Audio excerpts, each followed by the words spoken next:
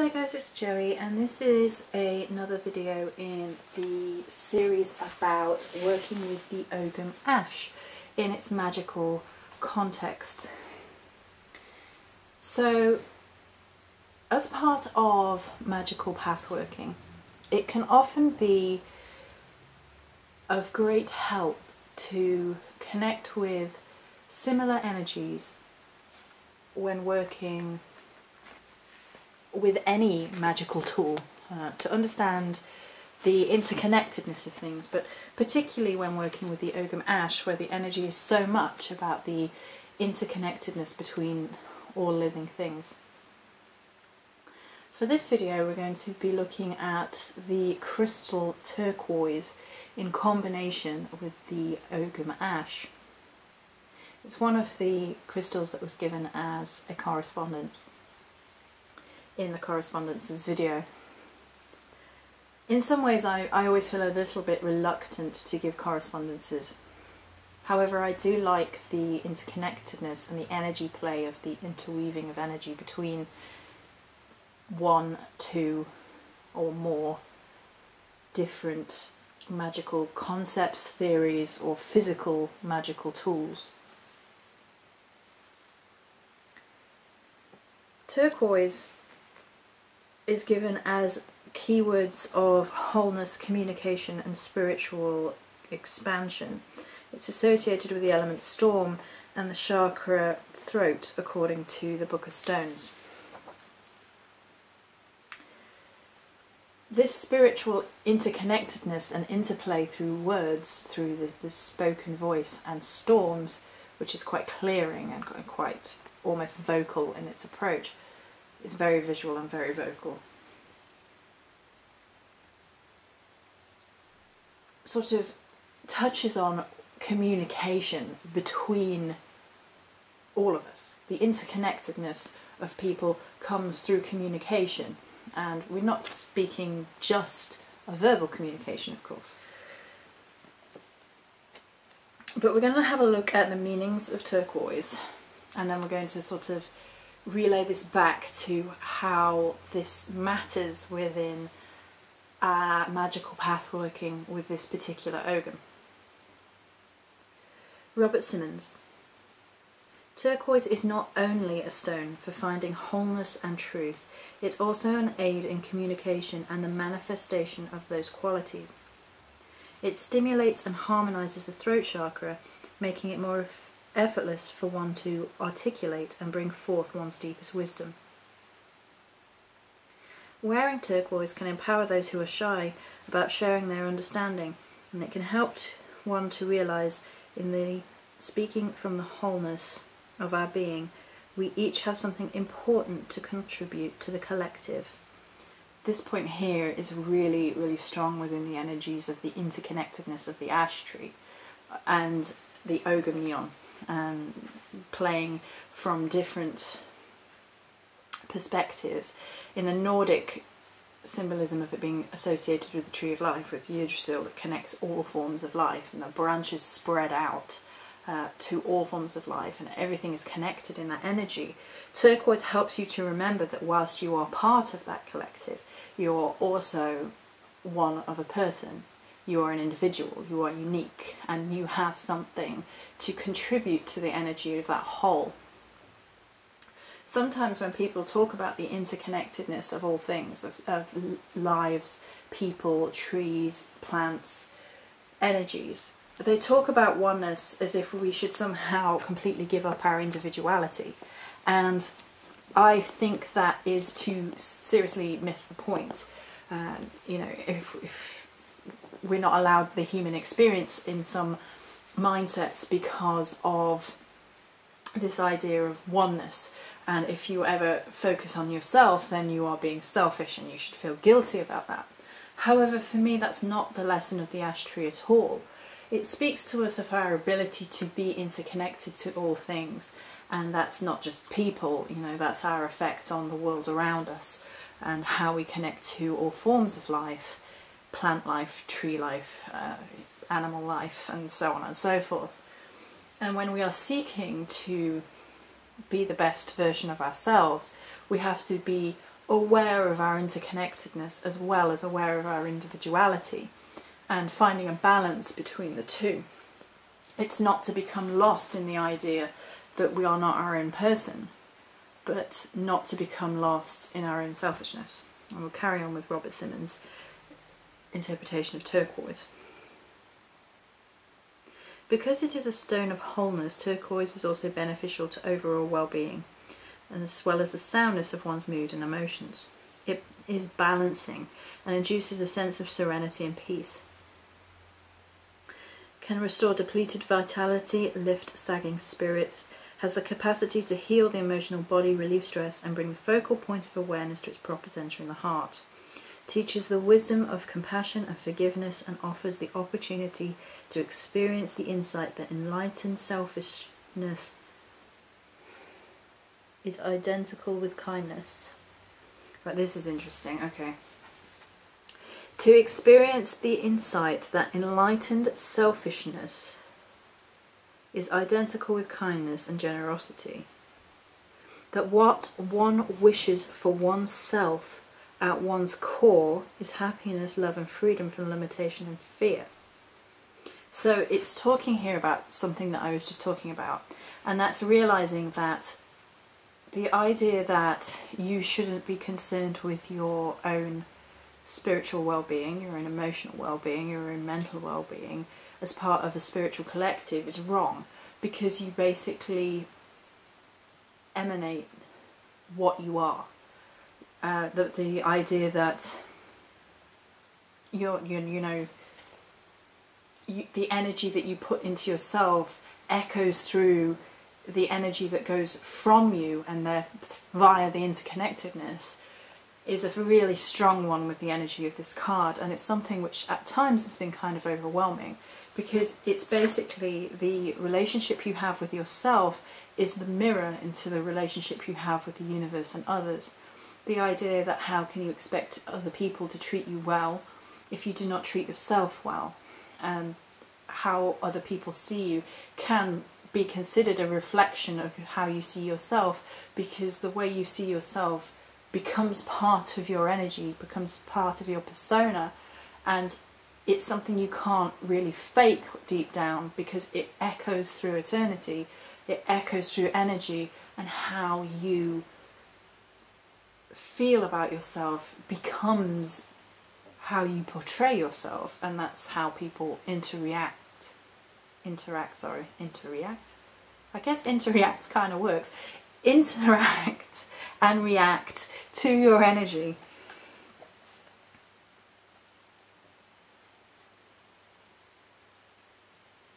Through its heightening of emotional intelligence, turquoise demonstrates that when one releases one's insistence on justice and views others through the lens of compassion and forgiveness, one immediately receives those gifts. So again, it's sort of what you put out, you receive.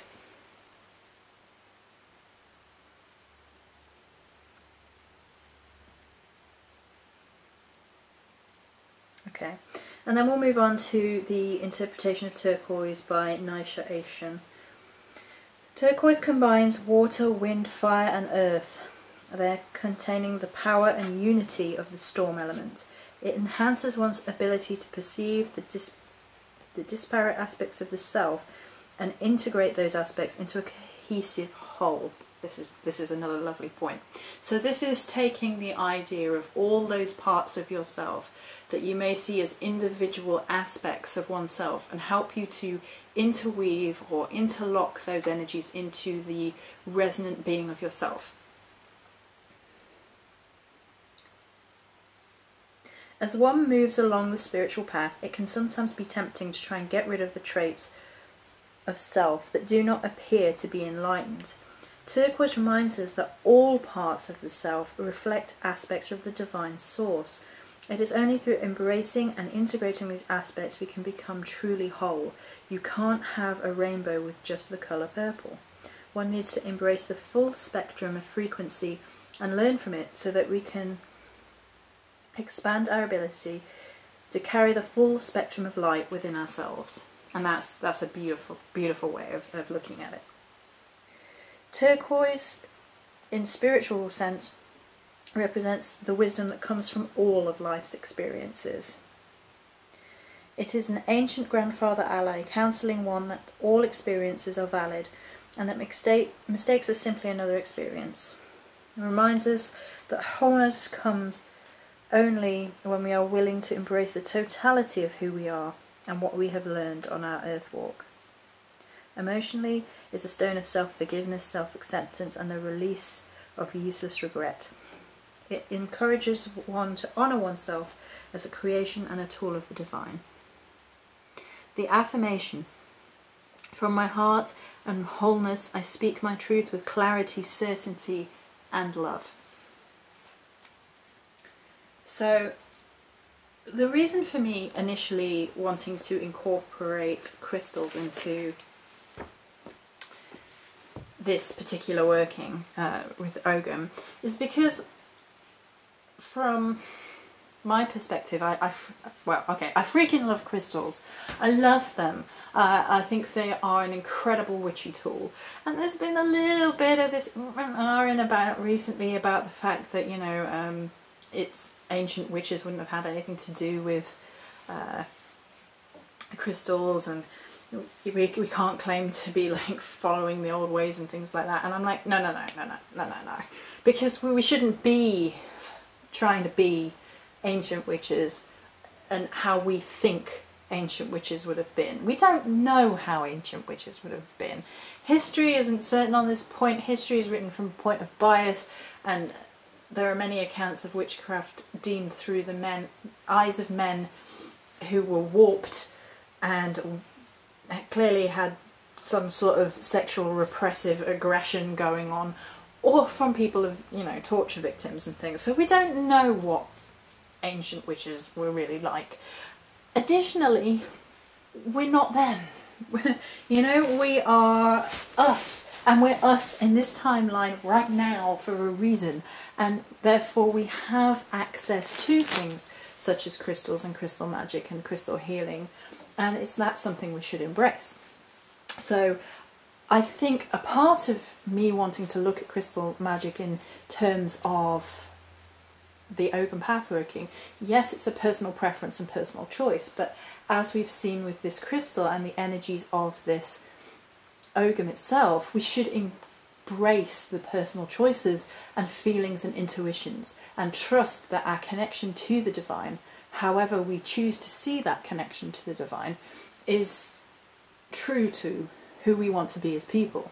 We have to be careful to temper it and make sure we're not egotistically blindly following our own whims, because, you know, it's very easy to say, oh well, I'm following the path of the divine, without checking yourself, and then, you know, the behaviour can become tyrannical or selfish to the point of you're not serving a greater good for yourself or for anyone else. But you have to balance that with self-belief, and this is a very, very tough thing to do, because within the sphere of magical working, and especially spirituality and the path of the witch, which has less strict definitions in place, and arguably should remain that way because it allows a sort of spiritual discovery which really truly allows the interconnectedness of people and growth.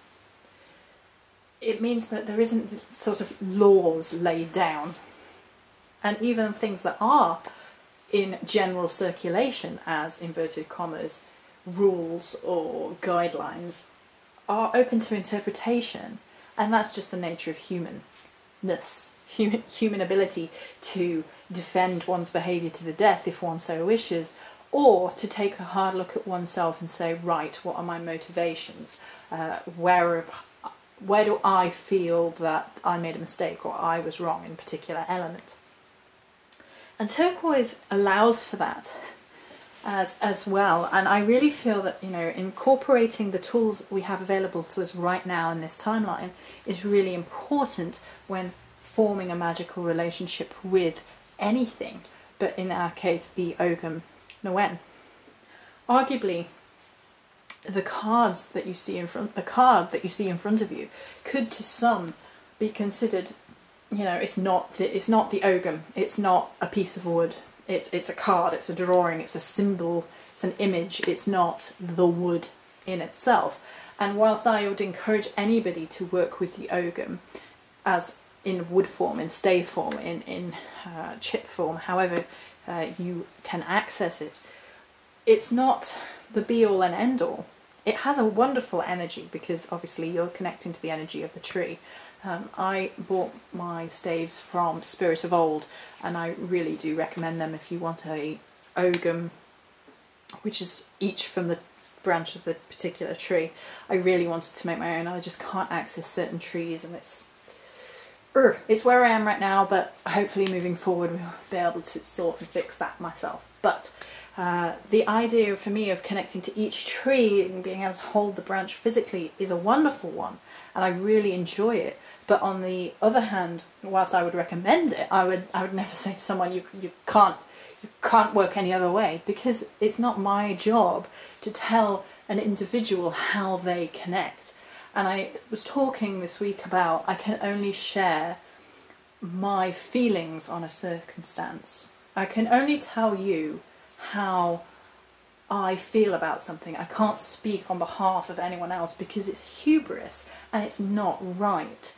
It's a self-inflated sense of importance that my experiences are any better than anybody else's experiences, and that's not true. We're looking at interconnectedness here. We're looking at the combination of energies between people, between plants and people, between trees and people, between animals and people, and it's not to say that one is higher and mightier than anything else. It's to see things within a level playing field, all contributing to the energy makeup of this world. And so for me, crystals will be an integral part of each interweaving with the energies of the particular Ogham.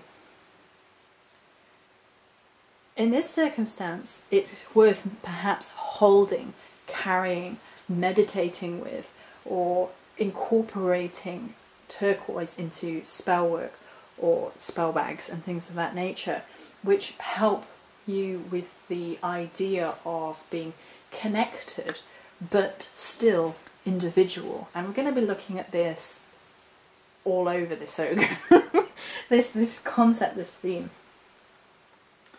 And I'm really into it right now. I think you can tell I'm feeling this energy right now, and it's just so wonderful. And I think turquoise really does reflect that. It has a long history of being important to all sorts of different people throughout time.